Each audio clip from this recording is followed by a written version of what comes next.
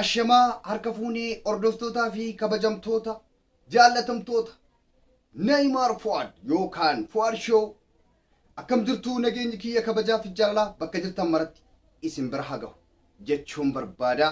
Eeyyen warri haaraa dhuftan maatii keenya ta'a.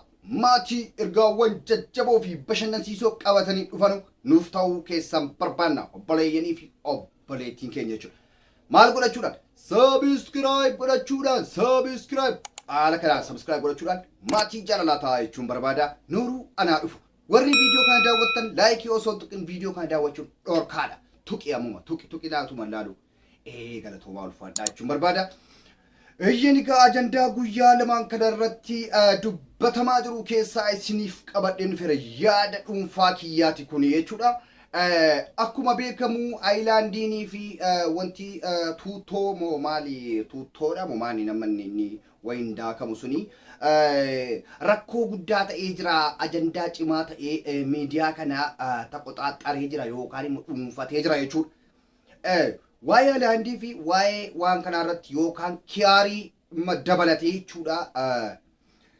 Yaada mataa kiyyaa isiniif yeroon dubbadhu ergaan kun nama beekuuf ergaa guddaa ta'a. Nama hin beekneef garuu egaa beekaan maal jedhama? Dhagaheetuyyuu hubataa jedha. Gowwaan garuu hundaa fudhataa waan akka jedhu wayima maaksa jira. Laayikii tuquun dagatinaa jechuudha. Waa'ee nama kanaa bakki isaallee ammallee irra hin gahamne. Eenyuun akka ta'e illee irra hin gahamne natti fakkaata. Akkuma viidiyoocha garuu miidiyaaleen itti gaafatamaan dhimma shamarranii obbo Mubaarak Musammaallee waan kana keessaan qunnamee gaafa dheeramaa inni wanta akkanaa kun jedheennaani wallaahi waan kanarraa ani dhimma hin qabu yookaan immoo quba hin qabu waan jedhu naa yaadanaa deebisan isaanillee egaa maaliif dhimma shamarranii irratti isaantu gaafatamuudha waan ta'eef han gaafadheen illee jechuudha na uffolchaa malee itti aansuudhaan wanta akkanaa kun birqii miti jechuudha. Sirriitti pingi godhaa. Viidiyoo kiyyaa hanga dhumaatti namni dhaggeeffate na hubatan jedheetan amana. Maali yoo jettan qeerroowwan baay'een hiriira bahaa jiru. Sagalee jaraas dhageessisaa jiru. Miidiyaa irratti jechuudha. Mee kanneen keessaa kan sagalee dhageessisaa jiranu tokko lama isiniif qabadhee dhufeen jira. Mee viidiyoo kana walumaan dhaggeeffannu mee? Yaa gara jabeenya Aayilaanditti kana takkittii kana mana keessaa qaba. Dhiirochi bakka jirtanutti balaaleffadha. Eeyyen egaa Aayilaandii fannisuudhaan innillee sagalee isaa dhageessifachaa jira. Rakkoon qabu kuni homaa rakkoon qabu. Tokko tokko immoo kan safaru wayitu jira. Kan Aayilaandii sana safaru wayitu jira. Asirratti yaadni mataa kooti yookaan akka dhuunfaa kootiitti jechuudha. Yaadnan isiniif qooduu barbaadu maali yoo jettan ani waan kanatti hin kolfuusi hin gammadusi. Tokko nan dinqus. Lama nan dinqus illaalus. Bar waan safu tokko waan qaanii tokko situyyuu deemee tuqee ilaala malee inni ofiin sitti dhufu jechuudha. Namni illee waan akkanaa ni barbaada waan ajaa'ibaati. Maaliif nama akiru zaman nama jaarraa dhumaati waan ta'eef jechuudha. Uummanni baay'inaan jechuudha. Maaliif bara kanatu bara jaarraa dhumaati jechuudha. Akiru zaman isa sansa jechuudha. Kan jedhamu sana jechuudha. Maaliif yoo jettan wanta akkanaa kun kan uumamu ijoolleedhuma keenya keessatti. Ijoollee keenya jiran jira Oromoota keessatti jechuudha. Maaliif garuu wanta akkanaa kuni asiifachii oofamuun maayini bu'aansa? Bu'aan nuti keessaa argannu maayini?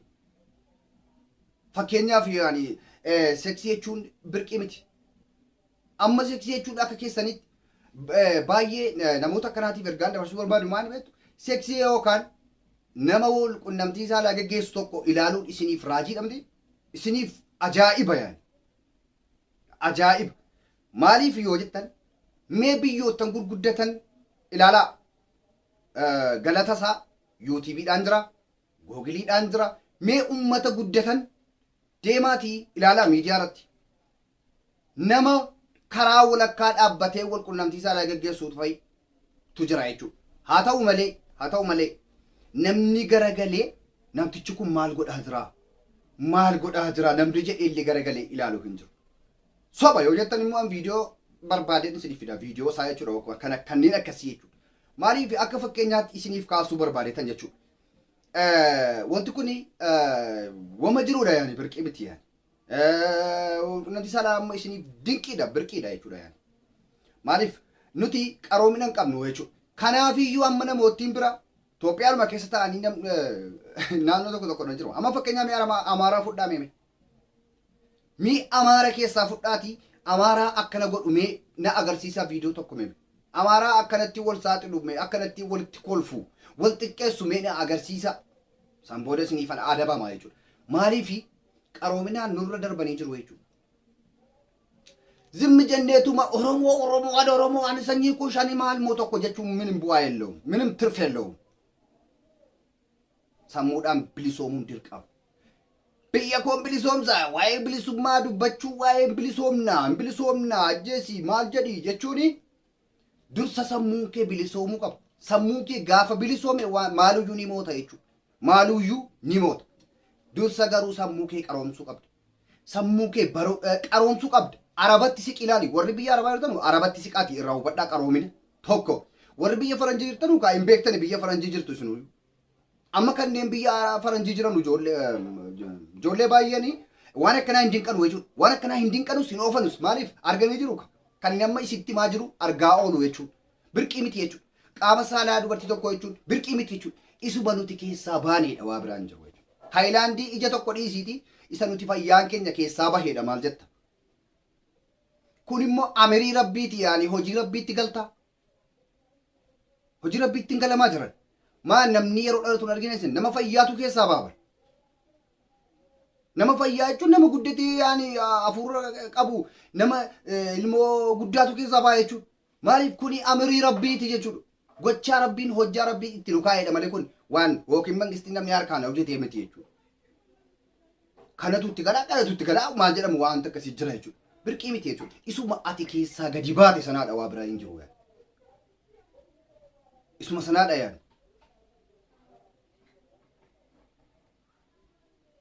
Kanaafu asirratti hundi keessan na uffulchaa malee wanti kun dogoggoraan jedhaan.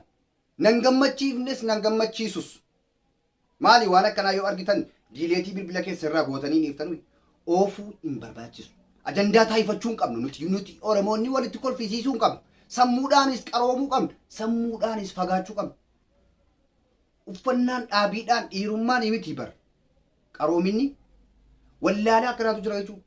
Maati halkanaadha manaa kee wajjin akka barbaade ta'an jirtu ijaazaa buufattee akka feete ta'an jirtu ma sanumaa bara waa biraan jiru. Kanaafu amma obboleetti keenya haa ta'u kaa dhiiratu dogoggorse maali gaa siluma isintu godha malee shamarraniin gootu waan akkana shamarran akka waan akkanaa waliin saaxiltu jechuudha. Shamarrantu nu caala yaaddi jechuudha. Ilaalame shamarrantu nu caala yaaddi shamarran tokko takka dhiira hammam hammeenya isaa qabdu waan akkanaan gootu jechuudha. Nutu irraa yaali dhiiratu irraa waan akkana dalaga jechuudha. Baay'inaan inni argu jechuudha. Yeroo baay'ee wanta akkanaa ni uumamas ni arginas waan ta'eef jechuudha. Kiyaariidhaan maal gochuun immoo birqii miti yaani. Biyya guddatan deemaati ilaala akka jarri itti fayyadaman maashina itti fayyadamu qabu jechuudha. Biyyooti adda addaa biyya Arabaatti ni argamu. Ijoolleen mana Arabaa jirtan ni beektu yookiin shamarran Araboonni waan jarri itti fayyadaman ni beektu jechuudha. Maa fedhii jechuun fedhiinuma rabbiin nama uumedha. Waa tokkollee waan birqii godhu hin jiru jechuudha. Fedhii jechuun yaani simmeetii jechuun birqii alallan. Bakka eenyuun uumama rabbiin nama uumedha. Bineensi illee fedhii qaba jechuudha. Nama dhiisi.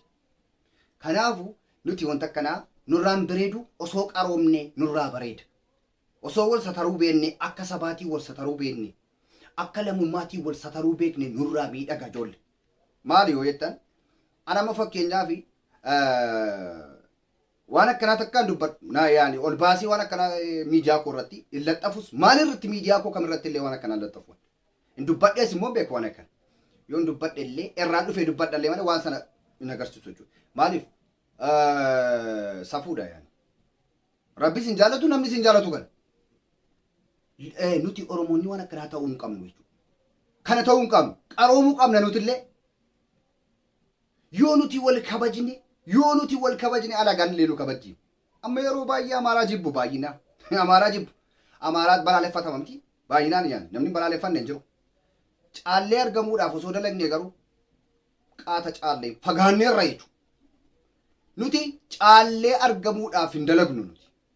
maal gochuudhaaf dalanna nuti teenyee kan jiraatti mooruudhaan iyyuu dalagna kan jiraatti moorra teenyee Amaaraa taatee kana fooqii ijaartu maal goote yaacoo'n immoo naman taatu jechuudha kanatti naman taatu caaltee argamuuf yoo dalagde garuu ni caalta eenyu ni caalta laal akka dhuunfaattis ta'e akka sabaattis ta'e akka biyyaattis ta'e jechuudha caaltee argamuudhaaf dalage yaada kee bal'isee sammuu yaadu godhadhu mee fakkeenyaa fi qaama saalaa kanaa yeroo baay'ee irratti dubbataa jirtu miti dandaa gootanii isin dhibaa jiramti mee ani eenyuun keessaan bahee laata karaa kamiinan dhaladhe laata jedhii of gaafadhu mee atumti fayyaan kun inni guddaan kun jechuudha ishees yoo taate innis yoo ta'e jechuudha fakkeenya fudhachuu dandeessa jechuudha kanaafu ajandaa kana dhaabaa rabbiidhaati alaganuutti hin kolfisiisina nuti nu malee namni waan akkanaa wal irratti dalagu hin jiru addunyaa kana irratti argeen beeku jechuudha numa kan wal salphisu jechuudha kun amma ajandaan kun amma takka ho'ee alagaan garuu baay'eetu nu daawwataa jiru jechuudha ay Oromoo gaallaa jetti jechuudha ay dura akka jedhu miti maa Oromoo gaallaa na'u jedha kanaam gaallinnatiin kanaayyuu xiqqaanuun jedhanii bara maaliif sammuudhaan hin qaroomne nuti wallaaluma cimaa qabna waan ta'aniif wal sataruurra wal saaxiluutti gammanna jechuudha kanaafiyyuu Oromoo gaallaa nuun jettee amarri nuti gaallaa miti garuu sammuu keenyatuun qaroomne malee nuti Oromoodhuma qulqullu kanaafuu kun fakkeenya guddaa ta'a jedheen abdii qaba eeyyeni warra akkanatti waan akkanatti dalagaa jirtan adaraa osoo dhiiftanii ataraawuma akkanaarraa osoo fagaattanii hawwii kooti isinan jaalladha isiniin kabaja yoon dogoggore dhiifama isin gaafachuun barbaade egaa viidiyoo kana warra daawwattan laayikii tuquudhaan akka ijoollee bira gahuuf nu gargaara waan ta'eef sheer illee nuuf godhaa karaa iimootiin illee waliif daddabarsaa bakka sheer jedhu kana tuqaati jechuudha hiriyoota keessaniif daddabarsaa iimoodhaan waatsaappiidhaan misinjeraan jechuudha kanaaf haala kanaan wal guddifna osoo wal salphisuurra wal xiqqeessuurra wal guddifne nurraa miidhaga waan ta'eef halkan gaariin isiniif hawwa isinin jaalladha baay baay